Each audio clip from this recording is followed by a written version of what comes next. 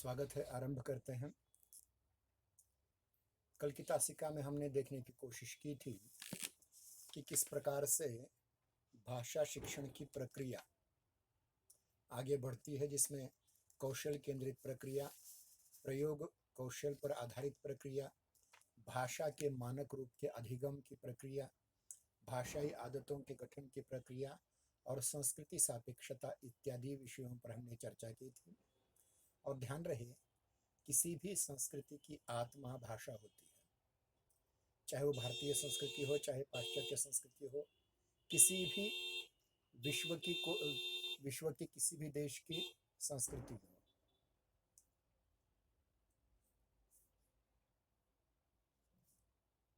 सुनाई दे रहा है ना? कमेंट बॉक्स में लिखिए।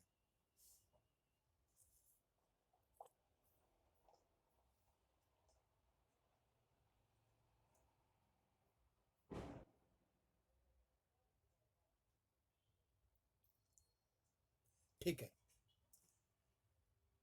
आज हम एक नए भाग की ओर जा रहे हैं, जो है भाषा कौशल।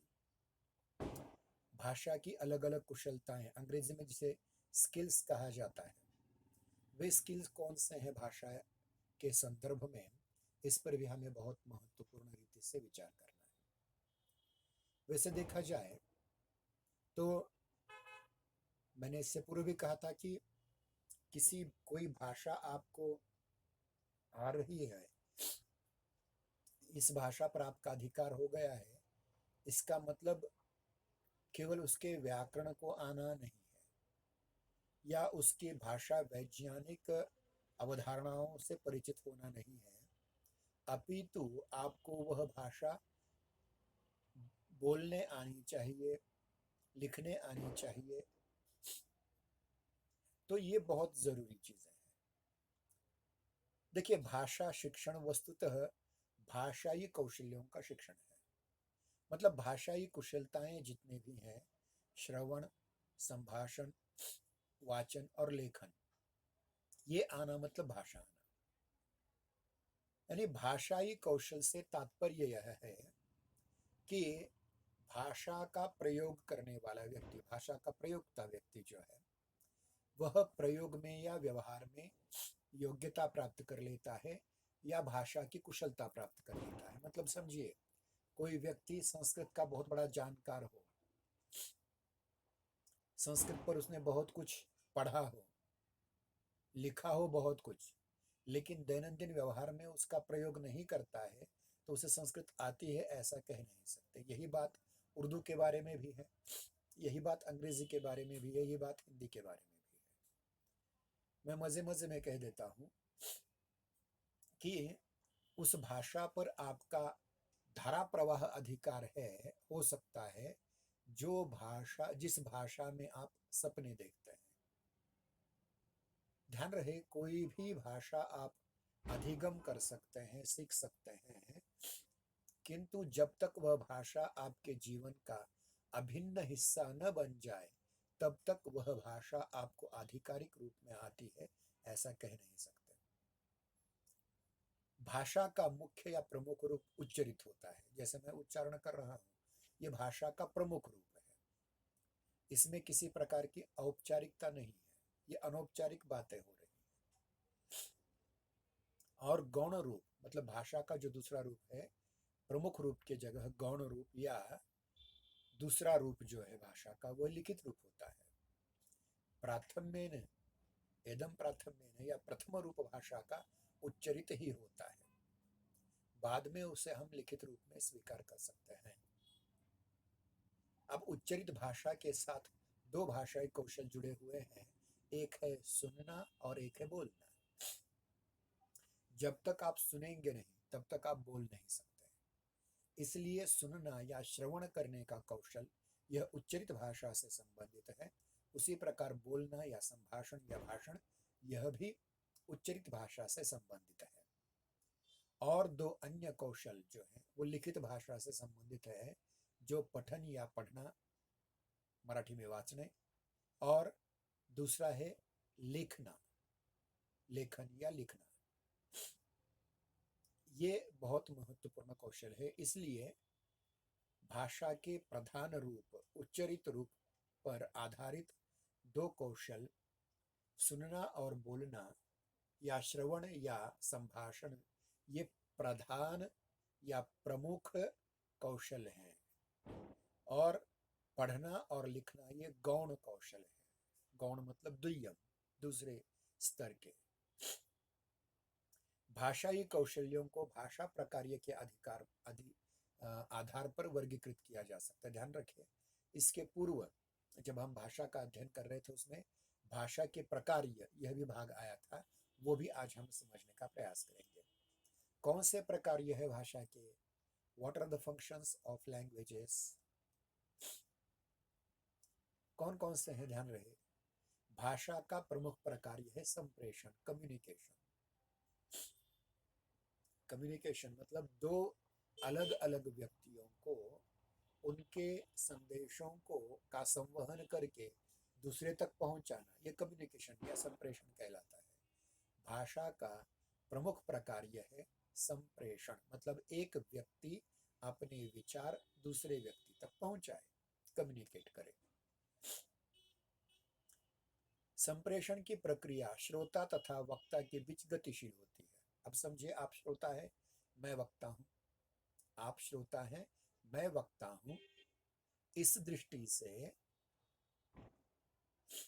दृष्टि से हम दोनों के बीच या सुनने वाले और बोलने वाले के बीच एक गतिशील प्रक्रिया बन जाती है। इसका उद्देश्य भाव ग्रहण, में जो कह रहा हूं उसके भाव आप तक पहुंचने चाहिए। आप उसे ग्रहण कर ले, उसे आप स्वीकार कर ले, उसे आप आत्मसात कर ले। और मैं कह रहा हूं वह भाव प्रकटन या भाव प्रकाशन, मतलब जो मुझे पता है मैं बता रहा हूं और आपको जो पता नहीं है आप वो सुन रहे हैं। यानी संभाषण और श्रवण, बोलना और सुनना, ये प्रक्रिया इस कम्युनिकेशन की सबसे महत्वपूर्ण बात है। मतलब भाषिक प्रकार्य, सबसे अधिक महत्वपूर्ण भाषिक प्रकार्य है संप्रेषण, जिसमें भाव ग्रहण और भाव प्रकाशन ये दो क्रियाएं आ जाती हैं। भाव ग्रहण का अर्थ है सुनना और यह श्रवण, यानी भाव ग्रहण का अर्थ श्रवण और वाचन के द्वारा संपन्न होता है। भाव प्रकाशन का कार्य भाषण और लेखन के द्वारा संपन्न होता है। यानी देखा जाए तो रूपात्मक और प्रकार्यात्मक आधार पर भाषाई कौशल का वर्गीकरण किया जाता है। यानी भाषाई कौशल्यों को अगर हम दो धड़ों में विभाजित करके देखें तो पहला होता है भाषाई रूप पर आधारित कौशल और दूसरा होता है भाषिक प्रकार्य पर आधारित। तो भाषाई रूप कौन कौन से होते हैं? एक उच्चरित रूप है, दूसरा लिखित रूप है। एक उच्चरित रूप है, एक लिखित रूप है।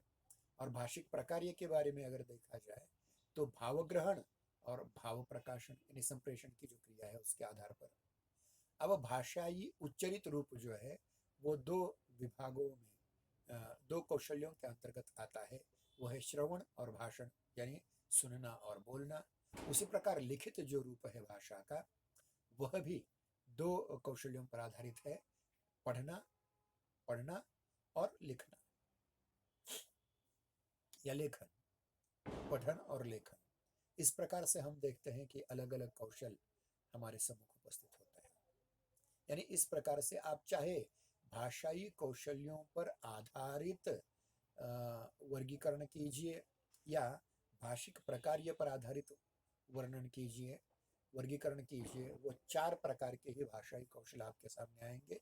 फिर से कह रहा हूं, पहला है सुनना या श्रवण, दूसरा है भाषण अथवा बोलना, तीसरा है वाचन अथवा पढ़ना और चौथा है लिखना अथवा लेखन।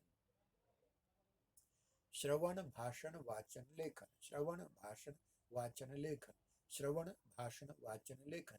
इसको अगर आप 17-18 बार दोहराएंगे, 20 बार दोहराएंगे तो आप जिंदगी में कभी भूल नहीं पाएंगे। तो उस आधार पर अगर देखा जाए भाषा के कौशल के भाषाई कौशल्यों के वर्गीकरण को देखा जाए तो भाषाई कौशल के वर्गीकरण को देखते समय चार, फिर से कह रहा हूँ, चार कौशल हमारे सामने आते हैं: सुनना, बोलना, पढ़ना, लिखना। इसी को थोड़ी सी पारिभाषिक शब्दावली में श्रवण, भाषण, वाचन और लेखन कहते हैं। अब इसमें से एक एक कौशल की ओर ध्यान देना बहुत जरूरी है। किस प्रकार ध्यान देंगे हम? ध्यान रहे कि पहली बार मैं फिर से कह रहा हूं कि भाषाई कौशल दो आधारों पर वर्गीकृत किए जाते हैं। एक भाषाई रूप पर, पहला भाषाई रूप होता है उच्चरित रूप, दूसरा भाषाई रूप होता है लिखित रूप। और उच्चरित रूप में सुनना और बोलना अर्थात श्रवण और भाषण, तथा लिखित भाषाई रूप का कौशल दो दो होते हैं: पढ़ना और लिखना अर्थात वाचन और लेखन। उसी प्रकार से भाषिक प्रकार्य भी, जो संप्रेषण प्रकार्य है सबसे महत्वपूर्ण, इस संप्रेषण प्रकार्य के अंतर्गत भावग्रहण और भाव प्रकाशन के अंतर्गत फिर से ये चार कौशल्य आते हैं। भावग्रहण मतलब भाव लेने वाला, जिसको ये भाव लेने हैं, ग्रहण करने हैं, सीखने हैं, समझने हैं, वो एक तो सुनेगा या फिर पढ़ेगा। एक तो सुनेगा अगर वो उच्चरित रूप है तो, और अगर वह लिखित रूप है तो वो पढ़ेगा।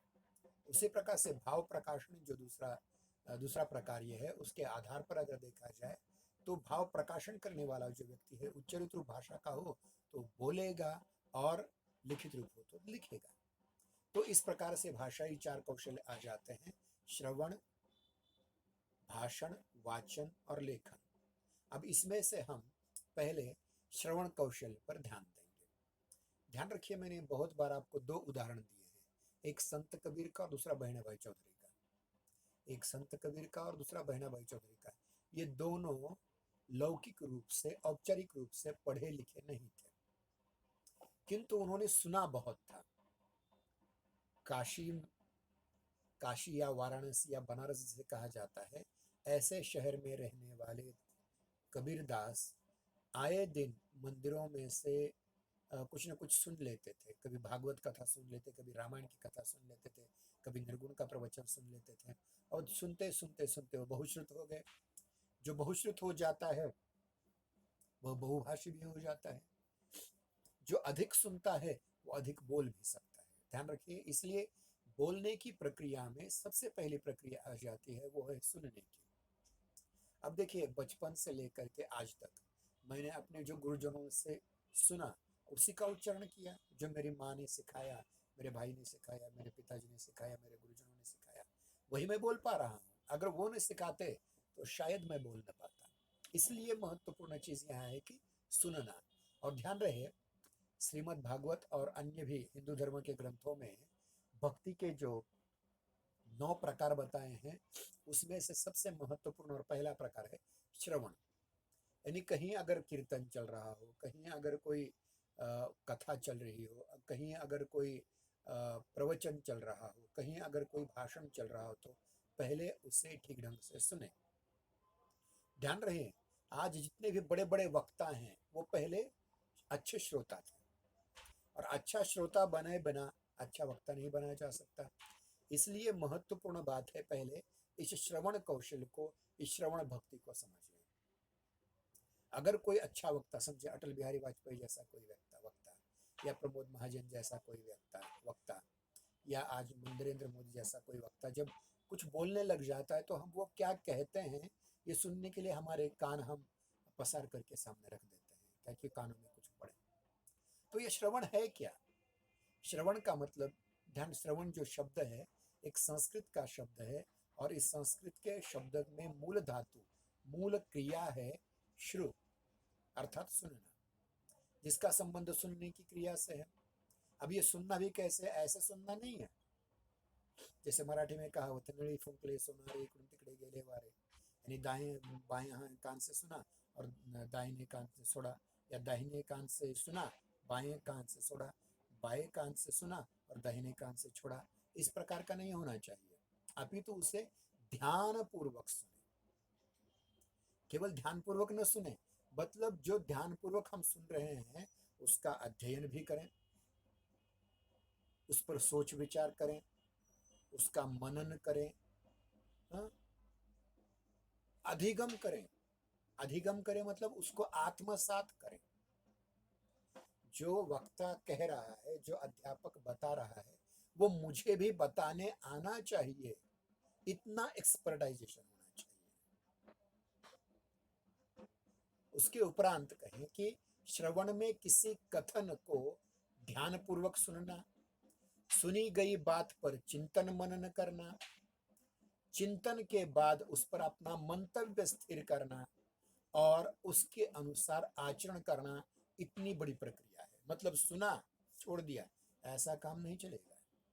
पहले क्या करना पड़ेगा? पहले किसी व्यक्ति के कथन को ध्यानपूर्वक सुने, सुनी गई बात पर चिंतन करें, मनन करें, विचार करें, और जब उस चिंतन के बाद, उस मनन के बाद, उस विचरण के बाद अपनी कोई धारणा स्थिर करें, अपना मत स्थिर करें। मतलब कोई भी कुछ भी कह रहे और आप उस पर चल पड़े, ऐसा नहीं है। उस भेड़ चाल से जाना नहीं है, अपितु उसका सारा सार विचार करें, उसका सदसत विवेक बुद्धि से उस पर विचार करें और आत्मसात करें। मतलब समझिए, अगर आपको कोई उकसाने वाला आतंकवादी व्यक्ति होगा तो आप क्या मतलब उसका अनुसरण करेंगे? नहीं। जो आपको गलत लगता हो छोड़ दो, जो सही लगता हो वो ग्रहण कर लो। केवल सही नहीं, जो आवश्यक है, भविष्योपयोगी है, आपकी जीविकोपयोगी है, उसका ग्रहण करें। और उसमें भी सत्य क्या है, असत्य क्या है, इस पर विचार करें। अगर कोई झूठ बात कह रहा हो तो उस पर विचार नहीं करेंगे ज्यादा, लेकिन कोई सत्य बात कह रहे हो तो उस पर ग्रहण करें। कोई गलत कह रहा हो तो भी न सुने, सही सुने। क्योंकि प्रत्येक मनुष्य को परमपिता परमात्मा ने, या यूं कहे आजकल की भाषा में निसर्ग ने, प्रकृति ने विचार करने की बुद्धि दी है। आप जानते ही हैं कि संस्कृत में मनुष्य के लिए मानव शब्द है या मनुष्य शब्द है। इसका अर्थ ही क्या है? मत्वा कर्माणि सेव्यतेति मानव है। जो विचार करके काम करे वो मनुष्य है, जो बिना विचार किए काम करे वो मनुष्य नहीं हो सकता। इसलिए ध्यान रहे कि किसी कथन को ध्यानपूर्वक सुनना, उसके उपरांत सुनी गई बात पर चिंतन मनन करना, चिंतन के बाद अपना मंतव्य, अपनी धारणा स्थिर करना उस पर। और एक बार अगर धारणा स्थिर हो गई तो उसके अनुसार अनुसरण करना या आचरण करना। उदाहरण में एक कहानी आपको सुनाता हूँ। महाभारत में द्रोणाचार्य अपने सारे शिष्यों को एकत्र ला करके पहला पाठ पढ़ा रहे थे, सत्यम वद, सच बोलो। अब ये सत्यम वद 2 शब्द हैं, आसानी से याद हो जाते हैं, ध्यान में रह जाते हैं। द्रोणाचार्य जी ने कहा, कल ये 2 शब्द याद करके आओ। याद करना मतलब स्मरण करके आना, तोंड पाठ। तो दूसरे दिन सभी ने कह दिया कि हमें याद हो गया। दुर्योधन से पूछा गया, अर्जुन से पूछा गया, कर्ण से पूछा गया, अश्वत्थामा से पूछा गया, नकुल नकुल सहदेव से पूछा गया, भीमसेन से पूछा गया। सभी ने उत्तर दिया, हमें याद हो गया, सत्यम बोलो, कोई कठिन बात नहीं है। लेकिन युधिष्ठिर को जब पूछा गया, धर्मराज युधिष्ठिर जो पांडवों के बड़े भाई हैं, उनसे पूछा गया कि आपको याद हुआ है क्या? उन्होंने कहा मुझे याद नहीं हुआ। तो आचार्य जी ने हाथ में डंडा लिया और बरसाने लगे, अभी याद नहीं हुआ। और मारने लगे और मारने लगे और मारने, फिर भी कहा कि उन्हें याद नहीं हुआ। क्योंकि केवल 2 शब्द याद करने से सुने हुए वह आचरण आप में आया है क्या? हाँ, आप हमेशा सच बोलेंगे क्या बाद में जाकर? इसीलिए ध्यान रखिए, इस बात को लेकर के द्रोणाचार्य जी को विश्वास ये हुआ था कि युधिष्ठिर कभी झूठ नहीं बोलेंगे। तो देखिए, हमारे धर्म ग्रंथों में हमें बहुत कुछ सिखाया जाता है, पढ़ाया जाता है, सुनाया जाता है, लेकिन उस पर अमल हम करते हैं क्या? नहीं करते। हमेशा सच बोलते हैं क्या? नहीं बोलते। क्रोध नहीं करना चाहिए ऐसा सुनते हैं, लेकिन बार बार क्रोधित हो जाते हैं। गलत काम मत करो, ये करना है, आप करते हैं क्या योगाभ्यास हर रोज? नहीं। आपसे कह दिया जाए कि गलत काम मत करो, गलती से आपसे वो काम हो ही जाता है। कभी कभी मजे के लिए गलत काम कर देते हैं।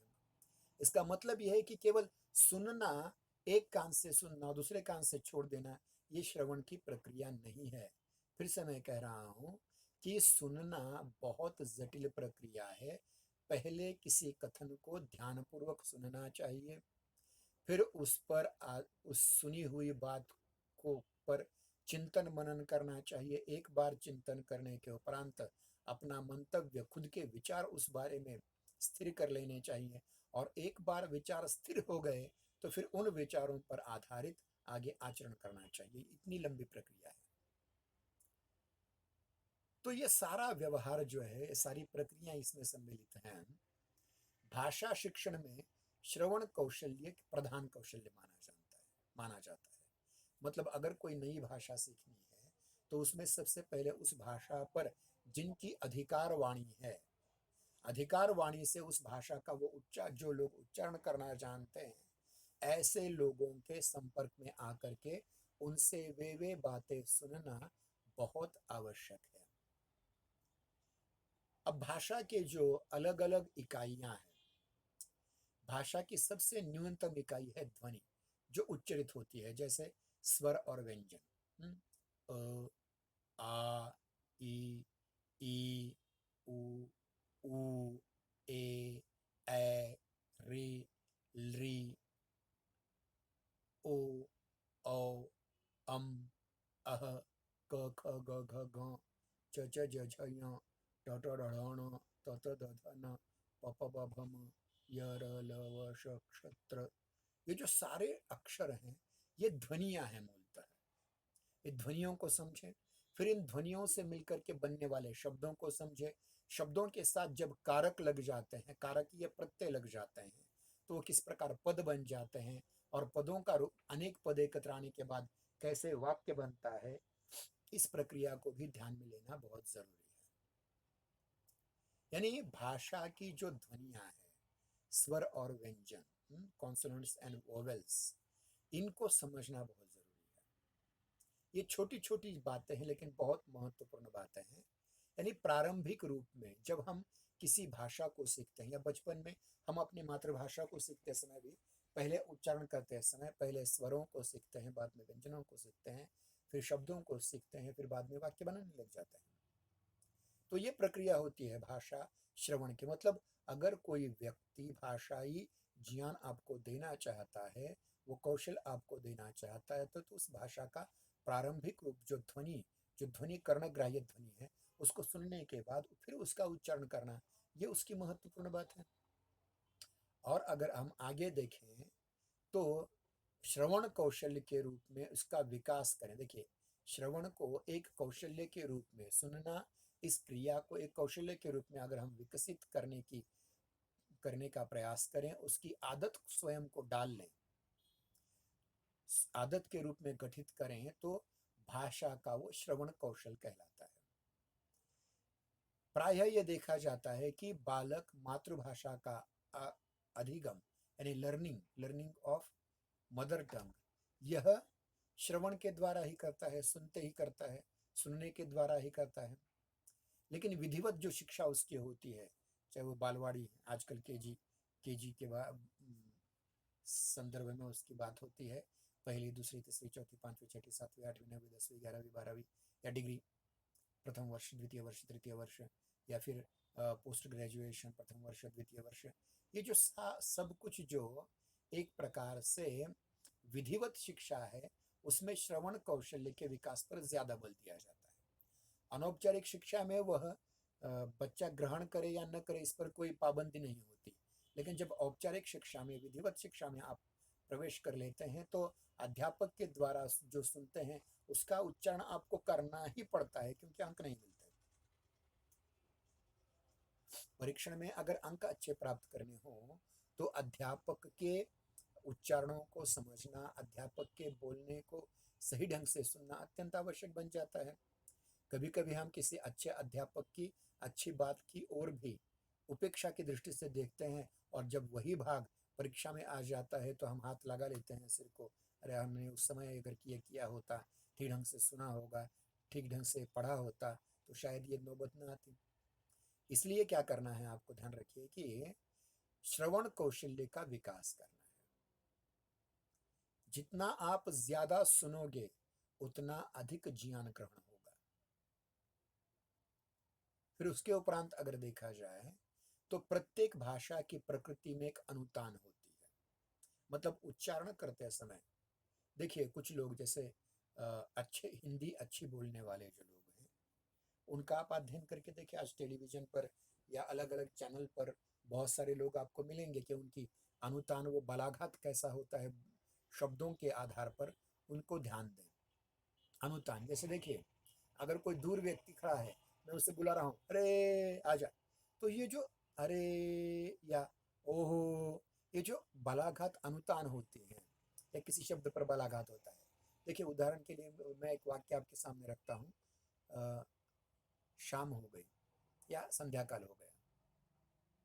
अब ये संध्या काल हो गया, ये जो एक वाक्य है, साधारण वाक्य है, वो सुनने वाला और बोलने वाले पर उसका अर्थ ग्रहण किया जाता है।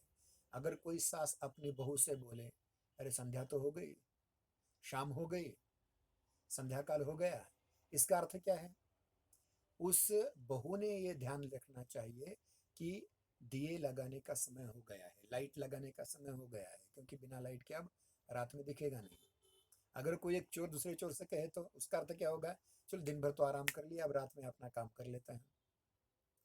ध्यान रहे, एक ब्राह्मण अगर दूसरे ब्राह्मण से, सच्चा, हाँ सच्चा वैदिक ब्राह्मण दूसरे ब्राह्मण से कहे संध्या काल हो गया, तो उसका अर्थ क्या होगा कि हाथ पैर धो करके ईश्वर के वंदन में हम बैठ जाएं। तो ये कहने का है कि वो बलाघात क्या होता है। अब समझिए, अगर एक वाक्य मैं आपके सामने प्रस्तुत कर रहा हूं कि क्या आप आ गए।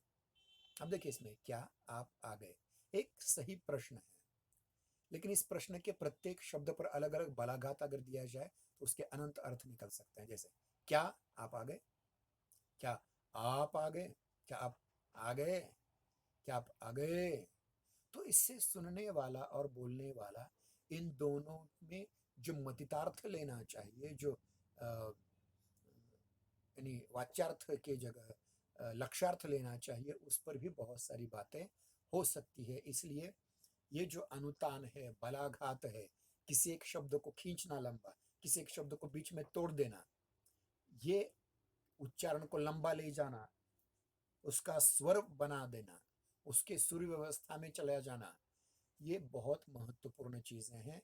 और सबसे महत्वपूर्ण चीज है शब्द का अर्थ। किस शब्द का कौन सा अर्थ लेना चाहिए। केवल वो डिक्शनरी मीनिंग या शब्दकोशगत अर्थ की बात नहीं कर रहा हूं, व्यवहार में क्या अर्थ लिया जाता है। हुँ? आज सूरज पश्चिम से निकला, अगर हम ऐसा कहें तो इसका मतलब क्या, सूरज क्या पश्चिम से उगता है? नहीं। उसका लक्ष्यार्थ यह है कि जो व्यक्ति कभी हमारे घर नहीं आ रहा था, आज अचानक आ गया, शायद इसे कोई जरूरत पड़ गई है। तो इस प्रकार से उसका अर्थ लें। और सबसे महत्वपूर्ण चीज है व्याकरणिक संरचना। भिन्न भिन्न होती है प्रत्येक वाक्य की। और कहने वाला व्यक्ति, और ध्यान रखिए इसमें कहावतें और जिसे मराठी में कहते हैं ना मणि, वाक्प्रचार, उसका बहुत महत्व होता है। वो कभी कभी दूसरों को मारने के लिए भी प्रयोग, मतलब जिसे कहते हैं कि शाल जोड़े, यानी कहना तो है एक, लेकिन कह रहा है दूसरा, लेकिन अर्थ पहला ही समझ में जाए। कहना है बहू से, लेकिन कह रही है बेटी से। तो इस प्रकार से उसकी व्याकरणिक संरचना को समझना पड़ेगा। श्रवण कौशल का संबंध अध्येय, मतलब जिस भाषा का अध्ययन आप कर रहे हैं उसकी भाषा की प्रकृति के अनुरूप होता है, और उन विविधताओं को समझने की कुशलता है। मतलब सुनना, उस भाषा की प्रकृति के अनुरूप अलग अलग विविधताओं को समझना, ये श्रवण कौशल है, सुन करके समझना। भाषा के उच्चारित रूप से श्रवण की कुशलता का विकास भाषण कौशल के विकास में सहायक होता है। अगर आपको एक अच्छा वक्ता बनना है तो पहले आपको एक अच्छा श्रोता बनना पड़ेगा। अगर आप एक अच्छे वक्ता बनना चाहते हैं, आप अच्छे ओरेटर बनना चाहते हैं, अच्छे क्या कहेंगे, एक संभाषण करता, अच्छे कम्युनिकेटर बनना चाहते हैं आप, तो सबसे पहले आपको अच्छी तरह से सुनने आना चाहिए। और ध्यान रखिए कि ये जो श्रवण प्रक्रिया है, उस श्रवण प्रक्रिया के भी 3 प्रकार होते हैं। एक भाषा की सार्थक इकाइयों का सहज अभिज्ञान, मतलब जो आमतौर पर व्यवहार में जो सार्थक शब्द या सार्थक इकाइयां शब्दों की या भाषा की बोली जाती है, उनको सहज रूप में समझें। फिर उसकी अवधारणा को, फिर उसका अवधारण करें, समझें, फिर उसका अर्थ ग्रहण करें। ये 3 चीजें। पहले सहज रूप में सुने, फिर उसका अर्थ पक्का करें और फिर अर्थ उसका ग्रहण करें। तो आज लगभग हमारा समय समाप्त हो रहा है, 30 मिनट होकर के चले गए।